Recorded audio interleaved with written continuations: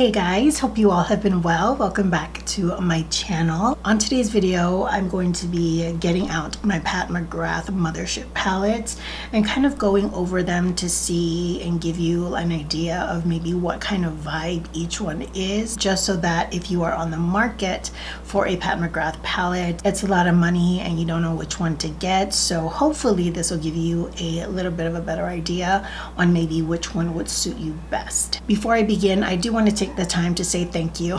My chickens, they're alive and well. But I do want to pause for a little bit and just say thank you to all of you guys who have sent me kind words and sending me and my family well wishes. If you don't know, I previously did a Get Ready With Me where I talked about testing positive for COVID and my experience with that, but that's not why we're here. So if you're interested in my thoughts on the Mothership palettes that I do have in my collection and maybe which one will suit you best, I hope you decide to stay tuned. We're gonna get straight into it. So I am missing Mothership 1 and 4, and simply put, they're just not my color stories. I never felt gravitated towards them. They didn't speak to me per se, so I don't have those on hand. I could just talk about the color story. Maybe if you have any questions, I can just type it down for you, but as far as physically having it with me and be able to really see in detail the palettes, I don't have those with me. So let's get started. I'm going to start off with Mothership 2, which is the Sublime palette. I do need to explain my palettes a little bit, so I cut up the cardboard that it comes in and then I just chuck out the rest of it. It was tedious and I would prefer to just save space, so this is what I've done. It says what Mothership it is, what palette it is, and that's all I need to know. So here we have the Mothership 2. Let me see what angle would work best for this. I think that might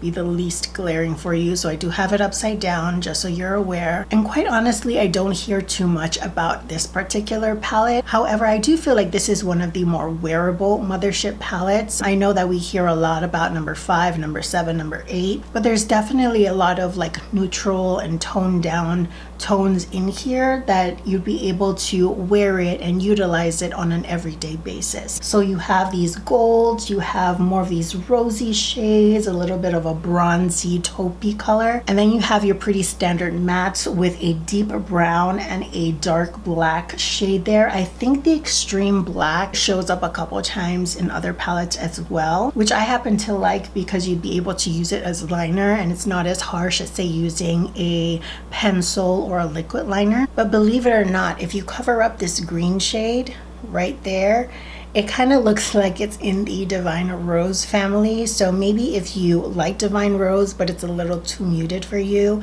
maybe you want that pop of green or a pop of color, I think this will be a very good option. Even with these astral shades up here, this is a duochrome, kind of a gold to pink shift, and with the astral shade on this side you get a pink shift as well. So very, very wearable in comparison to a lot of their other special shades in the other palette, and it really doesn't require much thought. There are some other palettes that you kind of look at and go, what do I do with this? This is a very easy palette to use, and I don't think it gets enough credit because of how wearable it is, with the exception of that one color. So those are my thoughts on Mothership 2 Sublime palette. I think the hype for this palette came on a little bit after it was released. And so here we have the Subversive palette, a lot of color, a lot of mixtures, but very purple. I think the purple stands out a lot in this palette. And the reason I say that is because you're gonna get purple with 3 different shades out of the 10, 1, 2, and 3. This here has specks of purple glitter, whereas with this astral shade, the kind of overall shift you're gonna get is purple. Oh, come to think of it, I didn't really see the shift. This one here as well has a shift of purple, so 4 out of 10. That's quite a bit of shades. So I think when it comes to Pat McGrath and you're looking for like bam purples, brighter purples, ones that stick out a little bit more, I think you're going to really enjoy Mothership 3. But beyond that, there's also fun shades in here. You kind of have this like yellow green, almost little mossy looking, and then you have this dark sort of gunmetal blue shade. You have the extreme black in here as well. And then as far as mattes is concerned, it's very similar to the Mothership 2, where you get a brown and a black. However, this is more of a mid-tone brown, and the Mothership 2 had more of a deeper, richer brown. But the great thing about it is that you get variety of depth. So you get these darker, more richer shades in here.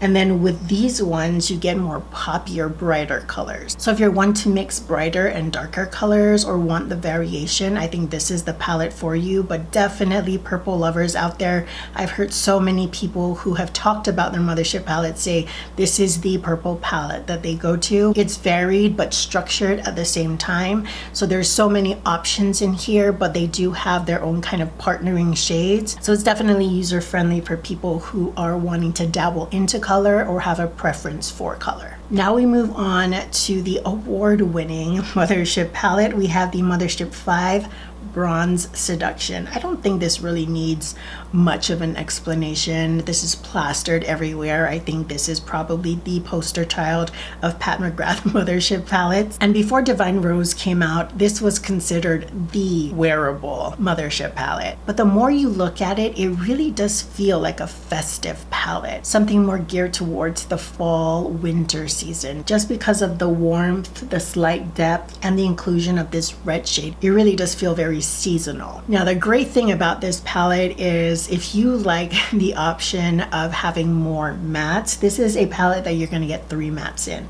So you have these 3 shades, a mid-tone brown, a sort of medium warm brown, and then a bit of this aubergine shade. And so you do have the option of transition or crease shades within this palette. Again, this pop of red, and this red is like silky, buttery smooth on the lid. I'm not one to wear a lot of red eyeshadow, but I absolutely love how seamless the application is with this shade. So I do agree that this is one of the more wearable palettes, but it does lean a little bit more warmer as opposed to more neutral cool with some of the other palettes. It's not intimidating. There's no color in here.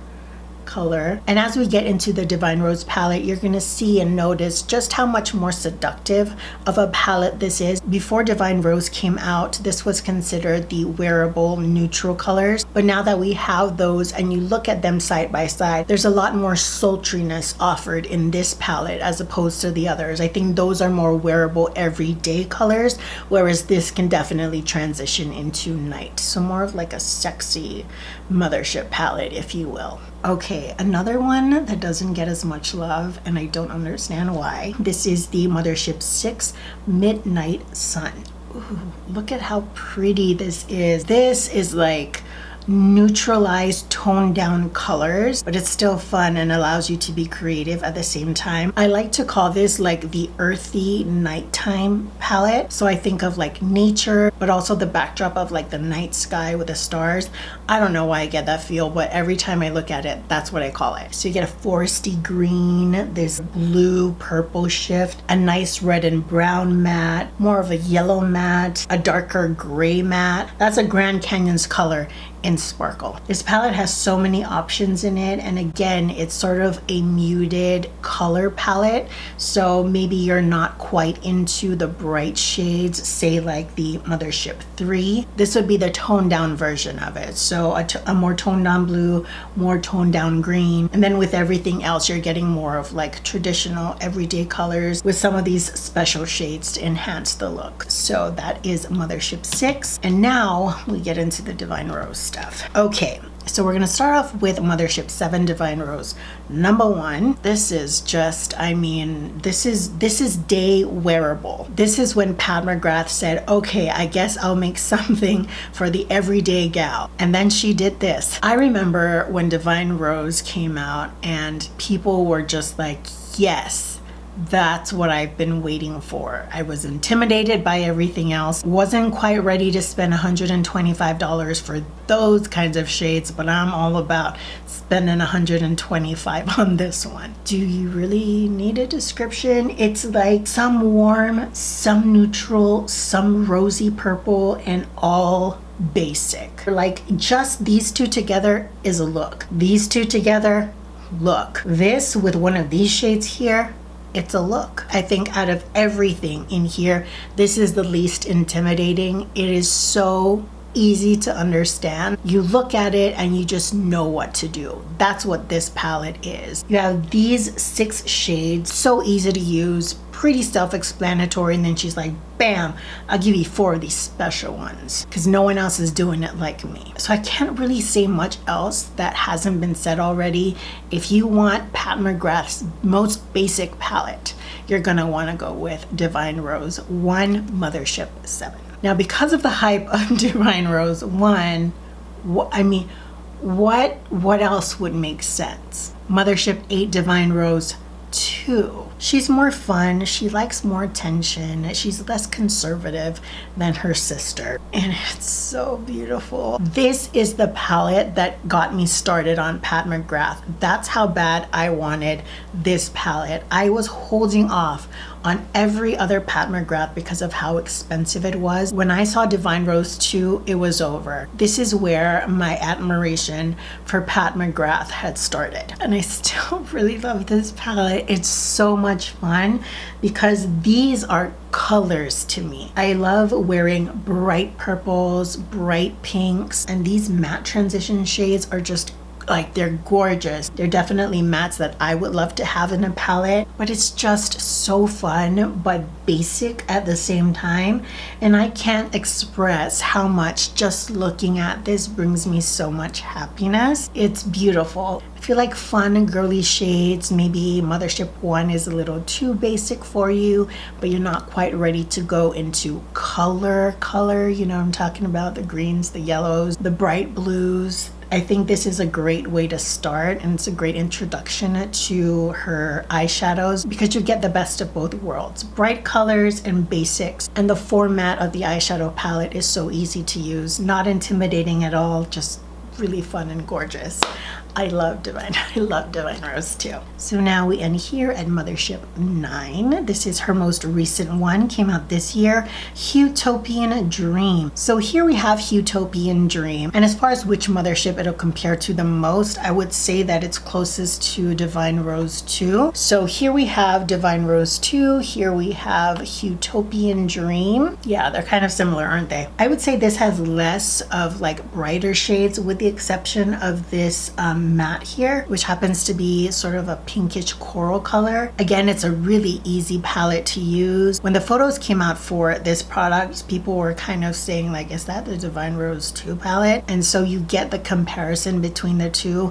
They're not very far off from each other. If you're looking for more depth, like having the option to go from light to deep, you're gonna have better luck with the Divine Rose 2. So with a Utopian Dream, it's a lot of like mid-tone shades. The deepest you're gonna go is with this sort of mid-tone brown, but that said though, you are gonna get 3 different matte shades in here, and they're varying in colors, so you can mix and match with these shimmers. So you have this brown, like I mentioned, sort of this mauvey purple, and then this bright like poppy coral. This is a beautiful palette. Obviously I picked it up, but I would say that I get more excited with the Divine Rose 2, and it's the one that I would much rather recommend to people because of the option of going from light to dark. I think the biggest difference is whether or not you want these astral shades down here. That's really the game changer in this palette. These two down here are absolutely stunning. I think if you really enjoy a pink and purple combo, you're gonna get a lot better use out of this one. Whereas with the Divine Rose 2, you're getting more pink gold. But you definitely don't need both if you're trying to be, you know, money conscious about your purchases. So those are my thoughts on the Mothership palette that I own. I tried my best to be descriptive, trying to give you a better idea of, you know, maybe what these palettes are feeling like, what the vibes like. These palettes are not cheap whatsoever, but I will say this, Pat McGrath is not stingy with her discounts. You can get upwards of 30% off. I've gotten palettes for like $80 something, and I know that is still expensive, but when you have a price tag like $125, 80 something dollars seems like a steal. So I hope you guys enjoyed this. Let me know if you have any questions. Do you want my thoughts on Mothership 1 and 4 just based on photos? I can definitely do that for you guys. Maybe list in the description box or answer your question. If you have further questions about these Mothership palettes, please leave them down below and I'll try my best to get those answered for you. If you guys like this makeup look, be sure to check me out on Instagram. That is where I post a photo of all of my makeup looks along with all the products in the caption. So be sure to check out the description box, first link down below. But if you're wondering, this is our holiday palette from last year. Till the next video, I hope you all are doing well, taking great care of yourselves. I will see you all next time. Bye guys.